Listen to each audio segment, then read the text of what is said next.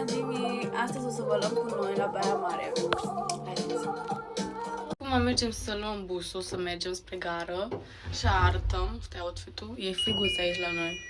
Da, ne vedem în gară sau în bus. Acum suntem în bus. E cam gol pe aici.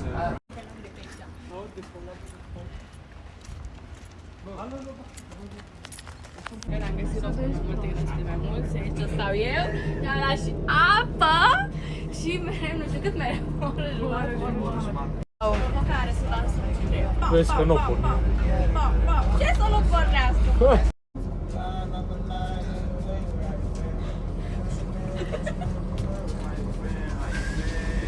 Câte ții?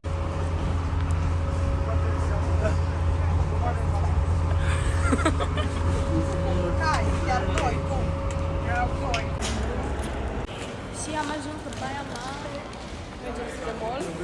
Miroase rău aici, o pună. Ce ai tu, gâște? Cum face rața, Gabi? Cum face rața? Mac, mac. Tare, cum face rața? Mac, mac. Mac, mac, mâncam. Aici se mănâncă acum. O, tati! O bag și cartofii ăstea. Ce vorbim? Mami! Păi da. Dă platou în face cu mine, vezi. Am intrat să ne cumpărăm și noi ceva rondiuri. Ăsta și-a luat un pistol. Stați că vi-l arăt imediat. Stați un pic.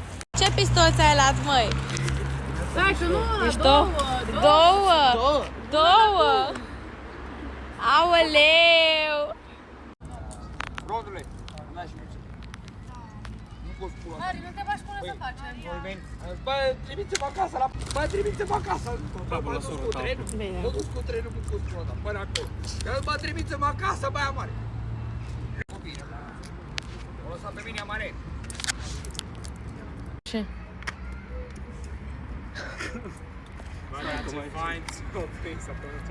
Fac.